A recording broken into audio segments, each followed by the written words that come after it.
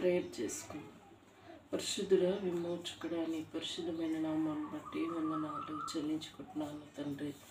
ప్రభా, రాత్రంతా మాకు సుఖమైన నిద్రించాలి. ఉదయకాలంలో ప్రభా నీ పాద సన్నిధికి వచ్చుటకు మమ్మల్ని బలపరుస్తున్నందుకు వందనాలు. అయా, నీ సన్నిధి ఉంచండి, నీ స్వరం వినిపించండి.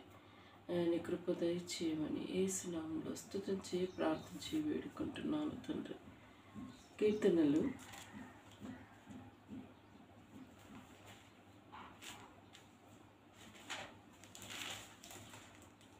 23వ అధ్యాయం. కీర్తనలు 23వ అధ్యాయం.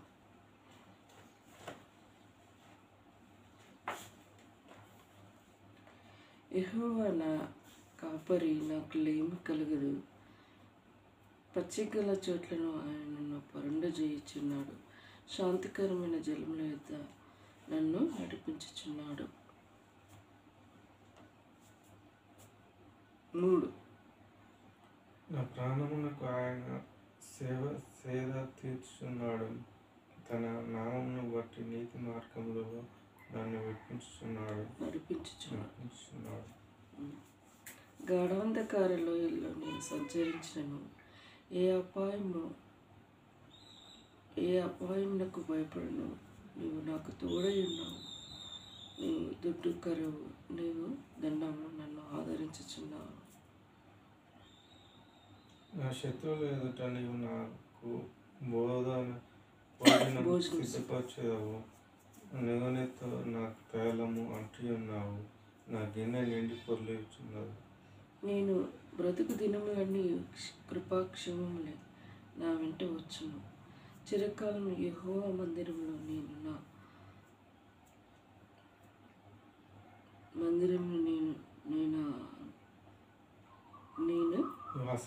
ఉల్లాసం చేశాను.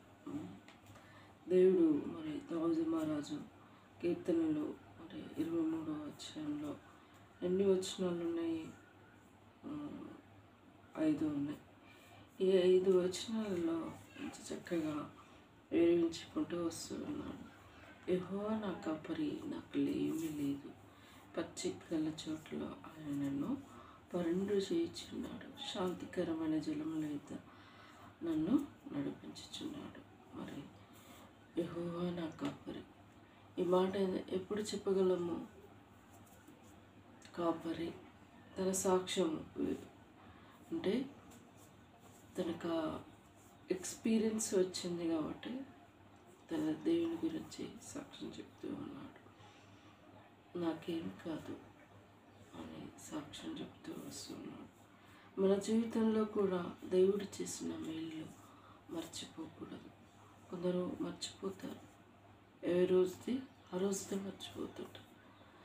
మన జీవితంలో అద్భుతమైన కార్యాలు చేస్తూ వస్తూ ఉంటాం, కానీ అప్పటికప్పుడే మర్చిపోతూ ఉంటాం. మరి కృతజ్ఞమే జీవించాలి మన జీవితంలో. మరి కృతజ్ఞత లేని జీవితం మళ్ళీ ఈరోజు వచ్చిన సమస్య సాల్వ్ చేసి మళ్ళీ రేపు వస్తుంది కదా. కొందరు అలసిపోతూ ఉంటారు, సమస్యలు వస్తూ ఉంటాయి, బాధ వస్తూ ఉంటాయి, సమస్యలు పోతూ ఉంటాం. కానీ ఆధారపడిన వ్యక్తి యెహోవా నా కాపరి. ఎన్ని సమస్యలు వచ్చినా, ఎన్ని కష్టములు వచ్చినా ఆయన నా కాపరి, నాకు సహాయం చేసేవాడు. పచ్చిక గల చోట్లలో నేను పరుంటాడు. శాంతికరమైన జనముల యొద్ద నన్ను నడిపించుచుంటాడని గొప్ప సాక్ష్యం దావీదు మహారాజు చెప్తూ ఉంటాడు. మన జీవితంలో కూడా ఆయనపై సంపూర్ణంగా ఆధారపడినప్పుడు మనం కూడా సాక్ష్యం చెప్పుకున్న వారిగా ఉంటాం. మనకి ఈ సంవత్సరం వాగ్దానాలు ఇచ్చాడు. ఏమని? నాకు ఇదిగో నా దూతను నీకు ముందుగా పంపేదని వాగ్దానం చేశాడు. నేను ఫస్ట్ తీసుకున్నప్పుడు నాకు అర్థం కాలేదు, ఏంటి ముందుగా పంపేదను. మరి దేవుని బిడ్డలకి యెహోవా దూతలు కాపుదల ఉండి కాపాడతాయి. ఇది దూతను ముందుగా పంపేదని వాగ్దానం వచ్చిందంటే నేను తీసుకున్నప్పుడు ఏదో ఒక విధంగా అనుకున్నాను. కానీ దేవుడు నా కుటుంబం పట్ల కూడా కాపరిగా ఉండి ఆదుకుంటూ వస్తూ ఉన్నాడు. నిజమే, ఈ సంవత్సరం వాగ్దానం మరితో పాటు నాన్న విషయంలో మరి ఆయన మరణమైన అపాయం నుండి దేవుడు కాపాడాడు. మరి దెబ్బ తాకింది, యాక్సిడెంట్, మరి ఆటో ఇట్లా గుద్ది పోయింది. పక్కనే మోరి ఉందట, స్లిప్ అయ్యి అందులో పడితే ఆన్ ది స్పాట్ చనిపోయేవాడు. దేవుడు కాపరి ఉన్నాడు. మన కుటుంబంలో మనకి ఇచ్చిన వాగ్దానం, నేను కుటుంబంలో మొదటిగా రక్షింపబడ్డాను కాబట్టి నా ద్వారా దేవుడు నాకేది, మా ఇంట్లో ఏది జరిగినా, ఏది నొప్పి బాధ కలిగినా, నా బిడ్డ ఏడుస్తుందన్న బాధతో దేవుడు నాకు ముందుగా నా కుటుంబంతో వాగ్దానం వచ్చాడు. నా దేవుడు నాన్న ప్రాణాన్ని కాపాడాడు. అంతేకాదు మరి చిన్న విషయంలో ఆమెకు కూడా మరి డెలివరీ టైం మా అత్త మామ మంచి చూసుకున్నట్టు అనుకుంటే మరి కాదు, ఫస్ట్ది డెలివరీ మనమే చేస్తాం, రెండోది కూడా వాళ్ళు ఫ్యామిలీ వాళ్ళు చూసేటోళ్ళు అయితే తను ఇక్కడికి రాకపో చూడలు చేయరన్న కాబట్టి మన కాడికి వచ్చింది. ఫస్ట్ ఆపరేషన్, సెకండ్ కూడా ఆపరేషన్ అవుతుందని హోపే మనకుంది. కానీ మన హృదయం దేనిపై ఆధారపడినప్పుడు దేవుడు నిజంగా అద్భుత రీతిగా నార్మల్ డెలివరీ ఇచ్చాడు. అది ఆశ్చర్యమైన కార్యం. దేవుడు చేసే కార్యాలు ఆశ్చర్యంగా ఉంటాయి. నేను గురించి ప్రార్థన చేసినప్పుడల్లా నార్మల్ డెలివరీ ఈ మనసులో ఏముంది అంటే పెద్ద ఆపరేషన్ అయ్యేది ఉంటుంది కదా అన్నట్టు, మళ్ళీ ఏంటి ప్రార్థన చేసినప్పుడు నార్మల్ మంచి సుఖమైన డెలివరీ అలాంటివి వచ్చిన వస్తుంది.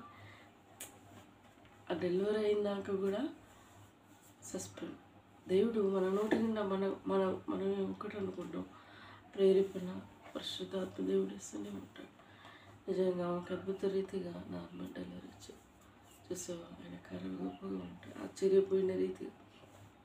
ఇంకంతేకాదు నితిన్ యొక్క విషయంలో మేము డెలివరీ అయింది, చేసే జాబు మరి ఏదైనా అక్కడ మరి ఆయన ఉద్దేశం ఏమైందో, ఎన్ని సంవత్సరాలు 10, 12, 15 సంవత్సరాలు తన సీనియారిటీ అక్కడ చేసుకుంటూ వచ్చింది. ఓపిక ఎవరిలో లేకపోయింది కాబట్టి వాళ్ళు కొంచెం దినాలు ఆ జాబు సస్పెండ్లో పెట్టారు. కొంచెం బాధ అనేది ఉన్నది.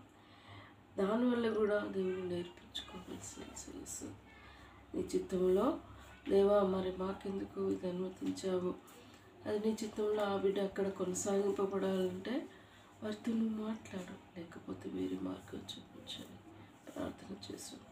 ఏది చేసినా దేవుడు మనకు మేలే చేస్తారట. ఆ మేలు మనకు ముందు తెలియదు, ఎందుకు జరిగిందో మనం ఫిక్స్ అయిపోతాం మైండ్లో, ఏమని ఇది కావాలి, ఇది ఫిక్స్ మైండ్, అదే కావాలని ఫిక్స్ అయిపోతాం. కొన్ని ఆటంకాలు జరుగుతున్నప్పుడు మనకు ఏమనిపిస్తుంటే ఎందుకైంది, ఏమైంది, ఎందుకైంది అని తెలుస్తూ ఉంటాం. కానీ దేవుడు చేసే కార్యాలు గొప్ప. అది అన్ని సంవత్సరాలు అందులో చేయబడి ఉంది. దేవుడు మంచి ఉద్దేశంతో గవర్నమెంట్కి సిద్ధపరుస్తున్నాడు. తెలియదు ఆయన తలంపులు, మీ తలంపులు నా తలంపులు వంటివి కావమంట. ఆయన ఉద్దేశం అక్కడే నిలబెట్టుకుంటే మళ్ళీ కాల్ చేస్తారు. ఒక నెల సస్పెండ్లో పెట్టి మళ్ళీ కాల్ చేస్తారు. ఎందుకంటే ప్రైవేట్ జాబ్ ఏం చేస్తారు తెలుసా, మనకు కోపం వచ్చినా వాళ్ళకు కోపం వచ్చినా వీళ్ళు నువ్వేనా ఉంది నీకన్నా పెద్ద అని అంటా ఉంటా. మనకు చాలా ఏదో ఒకటి అడ్జస్ట్ ఏదైతే నేను చేసుకుంటూ బ్రతుకుతూ వెళ్తూ ఉంటాం. కరెక్టే. కొన్ని సందర్భాల్లో సైతాను కొన్ని బాధ మన జీవితంలో సృష్టిస్తుంది. ఫ్రీగా హ్యాపీగా ఉందిలే అనుకున్న మూమెంట్లో కానీ చేస్తూ ఉంటాం. తన జీవితంలో అది జరగబడింది. ఇప్పుడు స్టడీ అయిపోయింది, జాబ్ లేదు, నావేమో ఇంకా 1 year అయితే అయిపోతుంది, నాకు జాబ్ కావాలి. ఇప్పుడు కుటుంబ పోషకుడిగా తనే ఉంది కాబట్టి జాబ్ అనేది అవసరం. పరీక్ష, తనకు ఒక పరీక్ష వచ్చింది. దేవుడు ఆ పరీక్షకు జవాబిస్తాడు దేవునిపై ఆధారపడినప్పుడు. మరి అంతేకాదు నీ విషయంలో కూడా ప్రార్థించుకుంటూ వస్తున్నా జాబ్ కోసం. నిజంగా నేను గవర్నమెంట్ జాబ్ కావాలి, ఏదో ఒక జాబ్ కావాలి. మనుషులమైన మేము దేవుడు వల్ల నీ కృప చేత మాకు ఇంత చదువు ఇచ్చాను, జాబ్ కావాలని. నేను 8 సంవత్సరం కన్నా ముందుకే ఏదో ఒక ఇంటర్ బేసిక్తో తమకి జాబ్ కావాలి. ఏదో డిగ్రీ పూర్తి పీజీ పూర్తి చేసుకొని జాబులకు టైం అంతా వేస్ట్ అయిపోతుంది కదా, ఏదో ఒక జాబ్ కావాలి అన్నప్పుడు దేవుడు రైల్వేలో ఒక నోటిఫికేషన్ విడుదల చేశాడు. ఫస్ట్ వేరే దానికి అప్లై చేసినప్పుడు ఆటంకం వచ్చింది, కనిపెట్టాను ప్రభా, మరి ఆటంకం వచ్చింది. ఇప్పుడు మళ్ళీ నేను అప్లై చేస్తున్నాను కాబట్టి అప్లికేషన్ ఫామ్ సిగ్నల్ కానీ ఏది ఆటంకంగా రాకుండా ఉండాలి, అది నీ చిత్తంలో ఉంటాయని అన్నప్పుడు దేవుడు ఆయన చిత్రంలో ఉన్నది కాబట్టి అప్లికేషన్ ఫామ్ ఫిల్ అయిపోయింది. తిరిగి ఆగస్టు 7న మరి నీ ఎగ్జాము జరుగుతుంది. ముందే అడ్మిట్ కార్డ్ అది హాల్ టికెట్ డౌన్లోడ్ చేసేది వస్తుంది. మరి సెంటర్ ఎక్కడ పడదో మరి కంప్యూటర్ బేస్డ్ సిస్టమ్ ఉంటుంది. దేవుని చిత్తం అయితే అది తెలుసుకున్నటకు నీకు అది చేయటకు నువ్వు కూడా అవగాహనతో నీకు దేవుడిచ్చిన సమయంలో అవి చదువుకొని మరి కంప్యూటర్ మీదనే సిస్టమ్ మీదనే నువ్వు క్వశ్చన్ ఆన్సర్స్ క్లిక్ చేసేది ఉంటుంది. అర్థమైందా? మరి అది కూడా కొంచెం అవగాహన నీకు సిస్టమ్ తెలియపరిచే విధంగా మరి దేవుని చిత్తం అయితే నలుగురిలో ఉంటే అది నీకు కొన్ని రోజులు చూపిస్తాను. అది మరి దేవుని చిత్తంలో జాబ్ కావాలని కోరుకుంటున్నాను. మరి అది ఆయన ఉద్దేశం, మన తలంపులు ఆయన తలంపులు వంటివి కావాలి. బ్రతుకు తెరువు కోసము ఏదో ఒకటి చేసుకోవాల్సిందే. దేవుడు రహస్యమందున దేవుడు రహస్య ప్రతిఫలం ఇస్తాను. నీ విషయంలో నీకు ఇచ్చిన వాగ్దానం, ఆ వాగ్దానం నెరవేర్చబడాలి. ఇక నా విషయంలో మ్యారేజ్ విషయంలో కూడా ప్రార్థిస్తున్నాను. నీ విషయంలో ఎవరు నరుడు ఒంటరిగా ఉండట మంచిది కాదు, నిజమే. స్త్రీకైనా పురుషునికైనా మంచిది కాదు. ఇప్పుడు పెళ్ళైన వ్యక్తి సామాన్యంగా తన కుటుంబ సమస్యలతో విడిచి కొన్ని సందర్భాలలో విడిచిపోవాల్సి వస్తుంది. శత్రు సాతాన అప్పు అది పూర్ణమని ఉంటారు, సమకూర్చుకోలేని స్థితి, విడిపోతారు ఉంటారు. కానీ నరుడు వైపు వచ్చిన వాళ్ళు విడిచిపోవడానికి ఆస్కారం లేదు. మీరు మరి పరిత్యాగ ప్రత్యయం తీసుకోవాలి. విడాకులు తీసుకున్నాక తర్వాత వివాహం చేసుకోవచ్చు అని చెప్పారు. కుటుంబాలలో సైతాన్ని ఎన్నో విధాలా చేసుకుంటూ వస్తూ ఉన్నారు. మరి పెళ్ళైనాక విడిపోవడము ఎంతో కష్టతరమైన విషయం. అలాంటివి కూడా జరుగుతూ వస్తూ ఉన్నాయి. భర్తలు చచ్చిపోతారు, భార్యలు చచ్చిపోతారు. ఓకే, పిల్లలు పట్టుకొని తన కుటుంబాన్ని పోషించుకుంటూ వస్తూ ఉంటారు. మరి కొన్ని నేను చూసుకుంటూ వస్తూ ఉన్నాను. మరి వాళ్ళు నీ జీవితంలో, నా జీవితంలో ఎన్ని సంవత్సరాలు కరెక్ట్ లైఫ్ పార్ట్నర్ కోసం వేచి ఉంటున్నాను. ఈ సంవత్సరము మా ఇద్దరి సెటిల్ కావాలి ప్రభు అని దేవా మరి మొరపెట్టుకుంటూ వస్తున్నాను. మన మొర ఎవరు ఆలకించరు. ప్రార్థన చేసే పాస్టర్ అంకులు, సేవకుడు అని చర్చిలో వెళ్ళి ప్రార్థించారు. వాళ్ళకి ఇష్టం వచ్చింది, వారికి భారం ఉన్నంతసేపే భారం చేశారు. మన భారములు భరించేవాడు దేవుడు. అర్థమైందా? మన వ్యక్తిగత ప్రార్థన ఆయన ఇంకా సమీపంలో ఉంటుంది. మన భారములు భరించేవాడు ఆయన తప్ప లోకంలో ఎవరూ లేరు. సేవకుడు కూడా చేశాడు, కానీ అంతకంటే ముఖ్యంగా మనకు ముందుగా ఉండేవాడు దేవుడు. మరి మన విషయాల్లో సహాయపడుకుంటూ వస్తూ ఉన్నాం. ఇంతవరకు నాకు ముందుగా ఉన్న దేవుడు ఈ సంవత్సరాంతం ఇంకా కొన్ని 5 నెలలు అయితే సంవత్సరం అయిపోతుంది. సంవత్సరంలో మన ఇద్దరి వివాహాలు జరగాలి. ఈ సంవత్సరంలో మరి నిరంజనకి మరలా తనకు జాబ్ సెటిల్ కావాలి. ఇంకేంటి రాని విషయం, తన కుటుంబంలో దేవుని ఎరగని ప్రజల్ని చేసుకుంది కాబట్టి తన అత్త మామ కూడా రక్షణలోనికి రావాలి. ఇలాంటివి ఉంటాయి.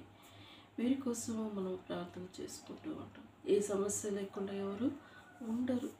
అందుకోసమే మన జీవితాంతము మరణం పడేకి వెళ్ళేంత వరకు కూడా ఏదో ఒకటి ఉంటూనే ఉంటుంది.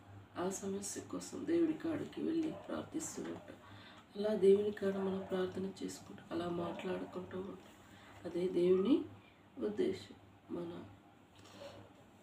దేవుని దీవించి ఆశీర్వదించుగాక. ప్రార్థించుకుని పరిశుద్ధుడా, విమోచకుడా, నీ పరిశుద్ధమైన నామాన్ని బట్టి వందనాలు.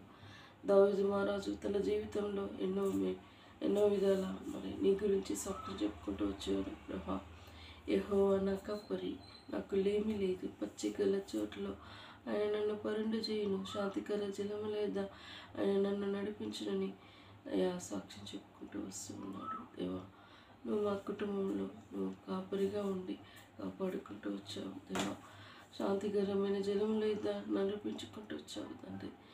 కొందనాలు నాకు ఇచ్చిన వ్యక్తిగత వాగ్దానం నా కుటుంబం పట్ల కూడా నెరవేర్చుకుంటూ వస్తున్నందుకు స్తుతిస్తున్నాను. ప్రభా, సంవత్సరం ఇంకా 5 నెలలైతే ముగించబడుతుంది. ప్రభా, మాకున్న సమస్యలు అక్కరలు తీర్చమని ప్రార్థిస్తున్నాను. ఎరింజే విషయంలో జాబ్ సెలెక్ట్ నిశ్చితం బయలుపరచు ప్రభా. రాని కుటుంబాన్ని రక్షించండి ప్రభా. అయినా నా విషయంలో తమ్ముని విషయంలో లైఫ్ పార్ట్నర్ జాబ్ నిర్ణయం ఏర్పాటు చేయండి. నీ చిత్తమే మా ఇళ్ళ జరిగించండి ప్రభా. ఇలా మా కుటుంబాన్ని కృపల ఆస్వాలకు అప్పచెప్పుతున్నాను ప్రభా. నీ చిత్తమైతే మరలా ఈ గృహంలో స్థుతి కలిగింటకు కృప దయచేయండి. వర్షంనిస్తున్నందుకు స్థుతిస్తున్నాను ప్రభా. వాతావరణాన్ని స్వాధీనంలో ఉంచుకోండి. అతివృష్టి అనావృష్టి కాక ఎవరికి ఏ పంటకి ఎంత కావాలంతే అనుగ్రహించండి ప్రభా. నీ దయని పాలించండి. నీవు గురు రూపం మాకుదునైనా కనికరించమని ప్రార్థిస్తున్నాను. క్షమించమని కోరుకుంటున్నాను ప్రభా. ఇంకా ప్రార్థిస్తున్నాను. దయగలనైనా ప్రేమ లేసి ఆ పొలం నాటుబడుటకు కృప దయచేయండి. మాకున్న ల్యాండ్ సమస్యలు ఎవరు మాపై అయా విరుచుకుపడకుండా సహాయపడండి. మాపై దేవా పొందాలని ఉండకుండా సహాయపడండి. శతకుతంత్రాలు అయిపోవచ్చండి. వార్తలు వరక్షములు మా మీద ఎన్నో విధాలు చేశారు ప్రభా. మాకే విరోధులయ్యారు. నేను జ్ఞాపకం చేసుకోండి. వారికి బుద్ధిహీనులకు బుద్ధి చెప్పే దేవుడు వాళ్ళు ఎందుకుందన్నా నాన్న రోడ్డు మీద రిజిస్ట్రేషన్ చేసిలో సహాయపడండి. మిగతా కృపలో బతుకొచ్చుకోండి. వారికి వందనా. ఇంతవరకు చేసిన మేలుని బట్టి వందనా. చేయబోయే మేలు కోసం నీ పాద సన్నిధిలో ఎత్తిపెట్టి ప్రార్థిస్తూ లేవా. ఇంతవరకు చేసిన కృపను బట్టి స్థుతిస్తూ నన్ను తగ్గించుకుంటూ నీ నామం హెచ్చించుకుంటూ ఈరోజంతా సమయం దీవించి ఆశ్రయించి తమ్ముడు చదువుకోవాలి ప్రభా. కొద్ది సమయం తన జీవితంలో ఉపయోగకరంగా ఉండటకు జాబ్ సెలెక్ట్ అవ్వటకు ప్రియుడిని దీవించి ఆశ్రయించు కోరుకుంటూ విశ్వాసంతో అన్ని విషయాలు నీ దయగల చేతికి చెప్తూ యేసు నామములో స్తుతించి ప్రార్థించి వేడుకుంటున్నాను తండ్రి. యేసు రక్తమే జయం, సెల్వ రక్తమే జయం. యేసున సంపూర్ణ విజయం కలుగునుగాక. అపవాది క్రియల అనంతం నాశనమగునుగాక.